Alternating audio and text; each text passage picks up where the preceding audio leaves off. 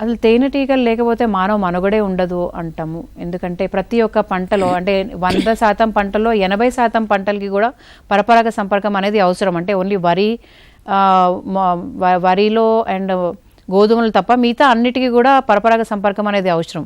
So ఈ తేనెటీగలు లేకపోవడం వల్ల మనకి ఇలాంటి పంటలన్నీ అంటే పల్సెస్ అంటే పప్పు దినుసులు, నూనె గింజలు, పండ్లు, కూరగాయలు ఇవన్నీ కూడా దిగుబడి అనేది చాలా తగ్గిపోతుంది.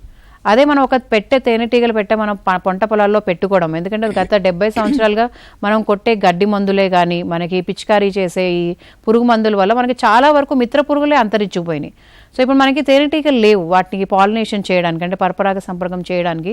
సో వీటిని హనీ మిషన్లో వీళ్ళకి ఒక బాక్సులు ఇప్పించడం, వాళ్ళు దాంట్లో పెట్టుకోవడం వల్ల మనం గడ్డి పువ్వులు అనుకుంటాం కానీ గడ్డి పువ్వులు ఉన్నప్పుడు ఈ తేనెటీగలు వాటిని ఇంకా కొంచెం పాలినేట్ చేయడం వల్ల వాటి పాపులేషన్ పెంచడం వల్ల కూడా మనకి జీవ వైవిధ్యం అనేది కూడా బాగా పెరుగుతుంది.